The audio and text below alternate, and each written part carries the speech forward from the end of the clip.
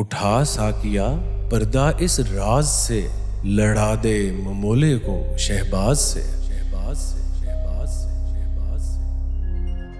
पहुंचो पहुंचो देखने के लिए कब किस फौजी जर्नेल ने ताबेदारी की, कैसे और किस हुक्मरान के हुक्म पे पासदारी की। आइए देखते हैं हिस्ट्री में से कुछ टॉप एग्जांपल्स जो कि सिविलियन सुपरमेसी को साबित करती हैं। हजरत खालिद बिन वलीद को सीरिया से जंग के दौरान हुक्म हुआ और वो हट गए। जनरल डगलस को अमेरिका ने कोरियन वॉर के दौरान हटाया 1951 में। जनरल डिमिट्री को रूस ने वर्ल्ड वॉर 2 के दौरान पहले हटाया और फिर कत्ल कर दिया। और जनरल क्लॉड को बर्तानिया ने एन जंग के दौरान 1942 में फारिग कर दिया। General George, general Ambrose, general Joseph, list लंबी हो जाएगी। बेहतर है बात खत्म की जाए, मगर सोच आनी चाहिए कि क्या पाकिस्तान ऐसा सोच भी सकता है, और जो जवाब है उसकी वजह क्या है। किस तरह ये इतना बड़ा फर्क समझा जा सकता है और संभाला जा सकता है। अगर आप ये जानना चाहते हैं तो आपको सबसे पहले ये देखना चाहिए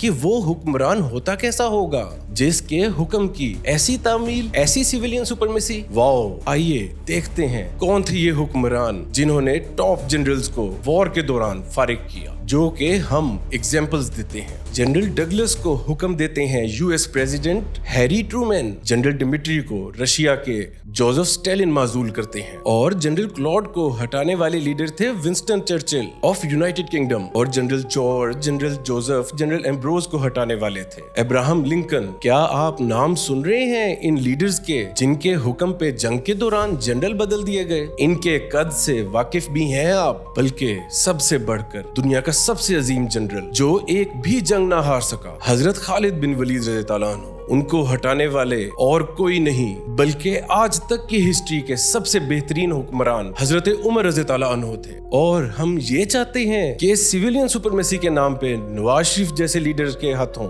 जनरल उड़ा दिया जाए। हम भी इज्जत करते हैं जनाब नवाज शरीफ, प्रेसिडेंट जरदारी और इमरान खान साहब की, मगर हालात देख रहे हैं क्या आप सबके? इनमें से जो सबसे बेहतरीन ऑप्शन है एज अ लीडर, उनकी साबका अहलिया 2 बच्चों की मां होने के बावजूद खान साहब के 3 बच्चों को पाल रही हैं। क्लियर दिख जाए अगर आप पटवारी ना हो। और हम मांगते हैं सिविलियन सुपरमेसी। हाय अनोखा लाडला, खेलने को मांगे चांद। ब्रो, बात यही है कि हम डिजर्व ही नहीं करते। क्यों नहीं करते? क्योंकि जब तक इस बदनसीब नतू के 7 बच्चे अपनी खुद ही नहीं पाल लेते, और यकीन जाने तब तक हमें वो दिया ही नहीं जाएगा जो हम सबको चाहिए। आइए मिलके देखते हैं नतू के बच्चे 7। हमारे नतू की पहली औलाद डॉक्टर आफिया सिद्दीकी हैं, जो सिंबलाइज करती हैं हमारे वतन की डिग्निटी को, ऑनर को। बुजुर्ग कहते हैं गई इज्जत लौट के आती नहीं। खैर, आगे चलते हैं। दूसरा बच्चा महरंग बलोच, जो कि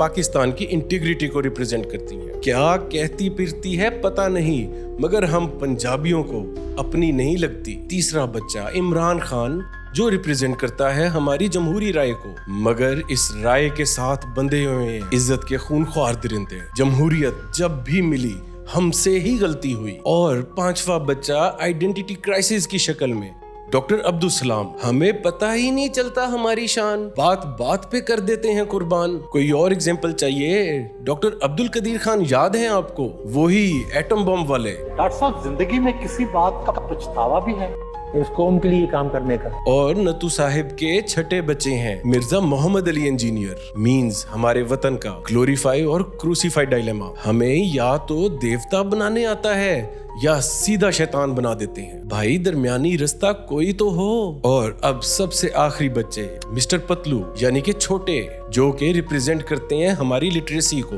बात कमाने की नहीं, बात शऊर की है, वरना हुस्न बगैर नजाकत के भी क्या हुस्न है। मगर क्या यही हमारा नसीब है? हमें ये सब माहौल देखने के लिए हमारे पेरेंट्स ने इतने प्यार से पाला था। नतू क्या करे, चौधरी रियासत क्या करे, कभी देखो तो सही। और ये मुआशरा जिसको हम डिस्कस डिस्कस कर रहे, क्या यही हमारा थॉट कल्चर नहीं जो फिर सोशल कल्चर बन जाता है? अगर नत्थू की गैरत को नुकसान पहुंच गया तो क्या हमारी गैरत गाइडेड है? फिर कंदील बलोच वाली गैरत, 30 रुपए के लिए 2 भाइयों को कत्ल करने वाली गैरत, ये भी तो है हम में। डॉक्टर आफिया सिद्दीकी को रोते हैं, मगर हमारा क्या? और क्या रोते हैं हम इस मुल्क की सॉलिडेरिटी को, इंटीग्रिटी को? क्या हमारी अपनी नफ्सियात दोई में नहीं फंसी हुई? यकीन करें, हमारी तो दुआ है कि जिस दिन सब यकसुई पाएंगे उस दिन यकीनन सब इस वतन का तराना गाएंगे। और जहां तक बात रह गई मार्शल लॉ की, हम भी तो हुब्बुल रियासा से भरे हुए हैं। घरों पे, मुलाजमीन पे सल्तनतें हैं हमारी, और रोते हैं मुल्क पे मार्शल लॉ को। आप जानते हैं ये हुब्बुल रियासा एक नफ्सियाती बीमारी गिनी जाती। और जहां तक बात रह गई इस मुल्क में जमहूरियत की या मेरिट की, तो बात सुनो, हमने भी तो कैद किया हुआ है अपनी अच्छी सोच को दिमाग में कहीं बहुत पीछे, और दिमाग का इक्तदार दिया हुआ है फजूल किस्म की सोचों को। तो क्या अगर वतन का ये हाल हो गया, और चलो मान ली अवाम की सब मुनाफिक हैं, क्या अफसर क्या मुल्ला, तो क्या हमारी अपनी खलवत जलवत एक है? क्या हम अंदर बाहर से सेम है? आप खुद बताइए, हमारे तन्हाई में और हमारी सोशलाइजिंग में क्या म्यार सेम है? क्या वो बातें जो हम लोगों को कर रहे होते, क्या हम तन्हाई में भी उनका पास रखते? भाइयों, जवाब बहुत सिंपल है और हम सबको पता है। हमने भी तो कभी अपने इल्म को अपने नफ्स पर तरजीह नहीं दी। और बात करते हैं हम मुल्क में मेरिट की। भाइयों, बात तो यही है कि फर्स्ट थिंग फर्स्ट, हमें ये समझना होगा कि सही चीज को सही जगह पे कैसे रखते हैं, और सीखना होगा कि अगर कुछ गलत मिल भी जाए तो उसे कैसे सही जगह बख्शी जाती। और मैं क्यों अपना जिगर जला रहा हूँ? क्योंकि मैं जानता हूँ एक बुलबुल है महवे तरन्नुम अब तक, इसके सीने में है नगमों का तलातुम अब तक। कैद का जो अरसा था उससे तबीयत रही आजाद इसकी, काश गुलशन में समझता कोई फरियाद इसकी। लुत्फ मरने में है, ना मजा बाकी जीने में, कुछ मजा है तो यही खूने जिगर पीने में। कितने बेताब हैं जौहर मेरे आईने में, किस कदर जलवे तड़पते हैं मेरे सीने में। इस गुलिस्तान में मगर देखने वाला ही नहीं, दाग जो सीने में रखते हो वो लाले ही नहीं। अजमी खम है तो क्या हुआ, मैं तो हजाजी है, नगमा हिंदी है तो क्या हुआ, लय तो हजाजी है। रब रखा।